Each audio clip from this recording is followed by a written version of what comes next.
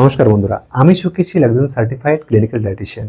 এর আগের ভিডিওতে আপনারা দেখেছেন আমি কথা বলেছিলাম 5টি এমন খাবার যেগুলো অ্যান্টি ডায়াবেটিক মানা হয়ে থাকে, মানে ডায়াবেটিসের জন্য ভালো নয়, ডায়াবেটিস রোগীদের জন্য শত্রু মানা হয়ে থাকে। সেই 5টি খাবার বা কিছু বদঅভ্যাস নিয়ে আমি কথা বলেছিলাম। সেই ভিডিওটা যদি আপনারা না দেখে থাকেন অবশ্যই সেটা দেখবেন, তারপরে এই ভিডিওটি এখন শুরু করবেন। কারণ সেখানে আমরা কি কি খাবার খাবো না বা কি কি খাবার মেন দায়ী ডায়াবেটিস হওয়ার জন্য সেগুলো নিয়ে কথা বলেছিলাম। কি খাবো এবং কি পথ অবলম্বন করব যেখান থেকে আমরা সম্পূর্ণ ডায়াবেটিস ফ্রি একটা লাইফস্টাইল লিড করতে পারি। কারণ আমরা সকলে জানি ডায়াবেটিস একবার অ্যাটাক হওয়া মানে সারা জীবনভর মেডিসিন খাওয়া। কারণ এমনটাই দেখে এসেছি বা ডাক্তাররা এমনই বলেন। কিন্তু আপনারা জানলে অবাক হবেন, আমাদের কাছে এমন বহু পেশেন্ট দেশ দুনিয়া ছড়িয়ে রয়েছে, হাজারো পেশেন্ট এমন রয়েছে যারা সম্পূর্ণ মেডিসিন ফ্রি, ইনসুলিন ফ্রি একটা লাইফস্টাইল লিড করছে। তাই আপনি যদি মনে করেন সম্পূর্ণ ইনসুলিন এবং ডায়াবেটিস ফ্রি লাইফস্টাইল লিড করতে চান, তাহলে ভিডিওটি আপনাকে সম্পূর্ণ দেখতে হবে। আর হ্যাঁ, আপনি যদি এই চ্যানেলে প্রথম ভিজিট করেছেন তাহলে অবশ্যই সাবস্ক্রাইব করে রাখুন এবং ভিডিওটিতে একটা লাইক দিয়ে রাখুন। তাই চলুন ডাইরেক্ট পয়েন্টের কথা বলি। প্রথম যে খাবারটি আপনাকে আজ থেকেই শুরু করতে হবে, মানে আপনি যদি ডায়াবেটিস পেশেন্ট হন আপনার জন্য এটা অতি আবশ্যক একটি খাবার, সেটি হচ্ছে নিম। নিম পাতা বা নিম পাউডার। পৃথিবীতে প্রায় 4 লক্ষ এমন প্ল্যান্ট রয়েছে। এই 4 লক্ষ প্ল্যান্ট বা গাছপাতার মধ্যে 50 থেকে 70-80 হাজার এমন প্ল্যান্ট রয়েছে যেগুলো মেডিকেশনাল প্ল্যান্ট হিসেবে মানা হয়ে থাকে বা চিহ্নিত হয়েছে।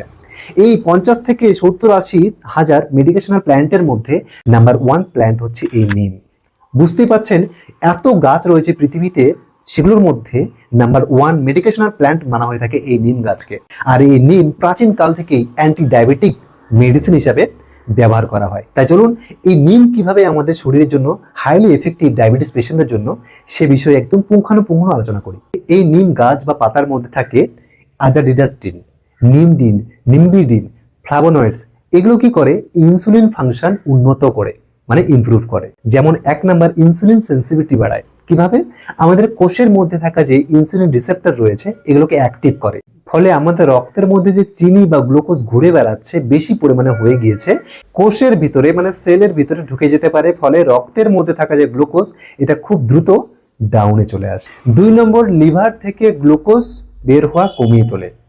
এই বিষয়টা অনেকে জানেই না বা অনেকে কথাই বলে না। এক্ষেত্রে ডায়াবেটিসের লিভার থেকে অযথা রক্তের মধ্যে যে গ্লুকোজ ছাড়, যেটাকে হেপাটিক গ্লুকোজ আউটপুট বলে, নিম কি করে? এর প্রক্রিয়াকে সম্পূর্ণ স্লো করে তোলে, ফলে ফাস্টিং গ্লুকোজ কমিয়ে তোলে। 3 নাম্বার, প্যানক্রিয়াস বা অগ্ন্যাশয়ের বিটা সেল থেকে যে ইনসুলিন হরমোন তৈরি হয় টাইপ 2 ডায়াবেটিসের ক্ষেত্রে, যেটা এর প্রোডাকশনটা কমে যায় বা প্রপারলি ওয়ার্ক করে না, এক্ষেত্রে নিমের মধ্যে থাকা যে অ্যান্টিঅক্সিডেন্ট যেটা প্যানক্রিয়াসের বিটা সেলকে আরো অ্যাক্টিভ করে, ফলে বিটা সেল বেশি পরিমাণে ইনসুলিন তৈরি করতে পারে বা বানানোর ক্ষমতা বাড়িয়ে তোলে। আশা করি বোঝাতে পারলাম ডায়াবেটিসের জন্য নিম কতটা হেল্পফুল, কতটা স্বাস্থ্যকর একটি খাবার, অথচ আমরা অনেকেই জানি না সেটা। তাহলে এবার কথা হচ্ছে এটা কিভাবে খাবো বা এটা ডোসেস কি রয়েছে। সাপোজ মনে করুন আপনার ওজন 50 কিলো, তাহলে আমাদের প্রত্যেক 10 কেজিতে 1 গ্রাম, মানে 50 যদি হয় তাহলে 5 গ্রাম আপনাকে নিতে হবে। 1 গ্লাস কুসুম গরম জলের সাথে 5 গ্রাম নিম পাউডার, মানে নিম পাতা ভালো করে রোদে শুকিয়ে নিয়ে সেটা পাউডার বানিয়ে 5 গ্রাম 50 কেজি ওজন অনুসারে 5 গ্রাম আপনাকে 1 গ্লাস কুসুম গরম জলের সাথে মিলিয়ে সকালে খালি পেটে পান করতে হবে এবং সন্ধ্যাবেলা খাবারের পূর্বে পান করতে হবে। আর যদি এই পাউডার না পাচ্ছেন বা বানাতে পারছেন না, যদিও এই নিম পাউডার কিনতেও পাওয়া যায়, আপনারা বানাতেও পারবেন, তাহলে 4 থেকে 5-7টি পাতা সকালে খালি পেটে চিবিয়ে কুসুম 1 গ্লাস জল পান করবেন। 2 নম্বর খাবারটি আমরা অনেকেই জানি, তারপরেও বলছি কারণ কেন এটা হেল্পফুল সেটা আমরা অনেকেই জানি না। সেই খাবারটি হচ্ছে মেথি বা ফেনুগ্রিক সিডস। এই মেথির মধ্যে থাকে গ্যালাক্টোম্যানন ফাইবার সাথে হাইড্রোক্সিলিউসিন। এদের কাজ কি? এই গ্যালাক্টোম্যানন যে রয়েছে ফাইবারটি, এটা খাবারের গতি কমায়, ফলে গ্লুকোজ রক্তে ধীরে যায়। আর এই যে হাইড্রোক্সিলিউসিন যে রয়েছে, এটা বিটা সেল থেকে যে ইনসুলিন তৈরি হচ্ছে এটা রিলিজ, মানে এটা স্মুথলি ছাড়তে সাহায্য করে, মানে ইনসুলিন ছাড়ার প্রক্রিয়াটাকে আরো উন্নত করে বা ইমপ্রুভ। তাই আপনি যদি রোজ রাতে ঘুমোতে যাওয়ার পূর্বে 1 গ্লাস জলের মধ্যে 1 চা চামচ 5 থেকে 7 গ্রাম মেথি ভালো করে ধুয়ে ভিজিয়ে রাখেন এবং সকালে উঠে সেই মেথি ভেজানো জল সাথে মেথি চিবিয়ে খেতে পারেন, তাহলে কিন্তু আপনার ফাস্টিং ব্লাড সুগার লেভেলটা খুব দ্রুত কমে আসবে। 3 নাম্বার খাবারটি ডায়াবেটিস রোগীদের জন্য বন্ধুর মতো কাজ করে, মানে জিগরি দোস্ত, সেটি হচ্ছে মিলেটস। আমরা সকলেই নাম শুনেছি মিলেটসের, তাই না? যেমন জোয়ার, বাজরা, রাগি, আরো 2-4 রকম রয়েছে। তো এই যে জোয়ার, বাজরা, রাগি, এগুলো কেন ভালো, কেন বন্ধুর মতো ডায়াবেটিস পেশেন্টদের জন্য? কারণ এগুলোর মধ্যে 30 থেকে 35 জিআই রয়েছে, মানে গ্লাইসেমিক ইন্ডেক্স খুবই কম এবং হাই ফাইবার, সাথে হাই নিউট্রিশিয়াস। মানে যেমন এর মধ্যে ফাইবার রয়েছে, যেমন এর মধ্যে লো জিআই রয়েছে এবং সাথে হাই নিউট্রিশিয়াস, মানে এটার মধ্যে minerals, protein, calcium, potassium, magnesium এবং অন্যান্য মিনারেলস গুলো ভরপুর মাত্রার মধ্যে রয়েছে। তাই আপনি যদি ডায়াবেটিসের জন্য দীর্ঘদিন থেকে মেডিসিন বা ইনসুলিন নিচ্ছেন, তাহলে কিন্তু আপনার জন্য একদম বেস্ট অপশন হবে এই মিলেটস। মিলেটস যদি আপনারা খেতে শুরু করেন দিনে 2 বেলা করে ভাতের পরিবর্তে, তাহলে কিন্তু দেখবেন প্রথম 2 থেকে 3 দিনের মধ্যে আপনার ডায়াবেটিসের মেডিসিন ছাড়তে বাধ্য হবেন আপনি, মানে গ্লুকোজ লেভেলটা এতটা কমে যাবে। এবং প্রথম 25 থেকে 30 দিনের মধ্যে আপনার ইনসুলিনের ডোজ কমাতে আপনি বাধ্য হবেন। 4 নম্বর খাবারটি হচ্ছে এই হর্স গ্রাম বা কুলতি ডাল। আমরা অনেক ডাল খাই, মুগ ডাল খাই, মসুর ডাল খাই, মটর ডাল খাই, ছোলার ডাল খাই, তাই না? অন্যান্য অনেক ডাল খাই, কিন্তু এই কুলতি ডাল বা এই হর্স গ্রামের নাম আমরা অনেকে জানিই না বা শুনিনি। তো এই কুলতি ডাল কেন ভালো ডায়াবেটিসের জন্য? কারণ এটার মধ্যে লো গ্লাইসেমিক ইন্ডেক্স রয়েছে, মানে একদমই লো, 25 থেকে 30 মাত্র গ্লাইসেমিক ইন্ডেক্স পাওয়া যায়। আর লো গ্লাইসেমিক ইন্ডেক্স খাবার মানেই আপনি যে খাবারটা খাচ্ছেন এটা আপনার শরীরে খুব ধীরে হজম হবে। আর ধীরে হজম হওয়া মানেই রক্তের মধ্যে চিনির মাত্রাটা ধীরে ধীরে যাওয়া, যার ফলে কখনোই কিন্তু ব্লাড সুগার লেভেলটা স্পাইক হওয়ার কোনো রকম ভয় থাকে না। 5 নম্বর খাবারটি গ্রিন লিফি ভেজিটেবল, সবুজ শাকসবজি। এখন ঠান্ডার মরশুম পড়ে গিয়েছে, এখন আমরা প্রচুর মাত্রায় বাজারে খুব সস্তায় কিন্তু শাকসবজি পেয়ে যাব। এই ভেজিটেবল ডায়াবেটিসের জন্য কেন ফ্রেন্ডলি?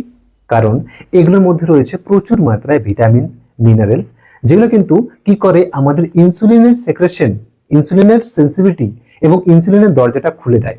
এর ফলে টাইপ 2 ডায়াবেটিস পেশেন্টদের জন্য, মানে যাদের ইনসুলিন রেজিস্ট্যান্সের সমস্যা রয়েছে, তাদের জন্য বেশি পরিমাণে সবুজ শাকসবজি খাওয়া কিন্তু ভীষণই হেলদি। তাই আমরা আমাদের পেশেন্টদেরকে বলি আপনি খাবারের পূর্বে র ভেজিটেবল আর নয়তো স্টিম ভেজিটেবল রাখুন মিনিমাম 200 থেকে 300 গ্রাম বিফোর মিল।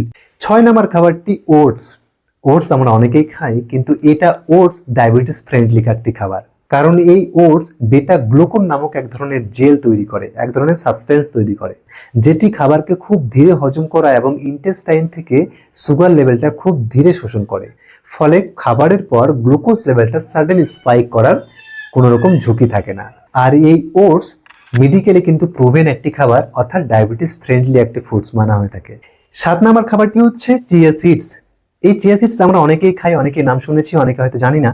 এই চিয়া সিডসকে বলা হয় সুগার স্পাইক স্টপার, মানে সুগার স্পাইক একদম বন্ধ করে দেয়। কেন? কারণ এই চিয়া সিডস কিন্তু প্রচুর মাত্রায় এর মধ্যে এই ফাইবার রয়েছে। আপনি দেখবেন 1 চা চামচ চিয়া সিডস 1 গ্লাস জলে ভালো করে নেড়ে রেখে দেবেন, একটু পরে দেখবেন চিয়া সিডস ফুলে তার আকার আয়তনে কতটা বেড়ে গেছে এবং জেলির মতো একটা আকার ধারণ করেছে।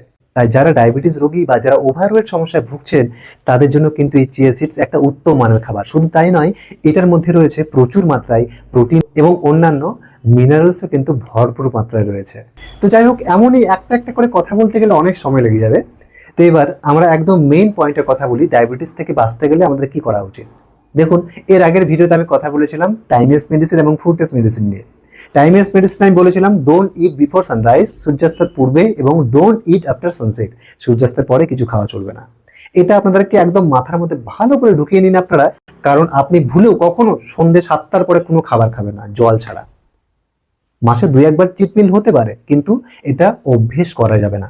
অনেকে বলবেন আমার অফিস থেকে তো 9টার দিকেই ফিরি, তাহলে আপনি অফিসেই খেয়ে নিন সন্ধ্যাবেলা।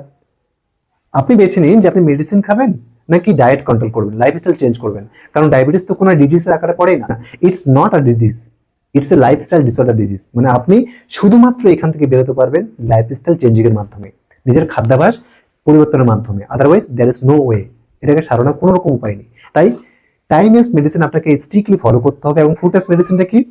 আমরা যেরকম ভাবে আমাদের পেশেন্টদেরকে গাইড করি, discipline and intelligent person diet, মানে সকাল 8টার পূর্বে আপনি শুধু ওই নিম পাউডার খান বা মেথি ভেজানো জল খান, এবং 8টা থেকে দুপুর 12টা অবধি শুধু ফ্রুটস খান এবং কিছু ড্রাই ফ্রুটস খেতে পারেন। ফ্রুটস এবং ড্রাই ফ্রুটস 3-4 রকম ফল, তার মধ্যে একটা সাইট্রাস জাতীয় ফল থাকবে।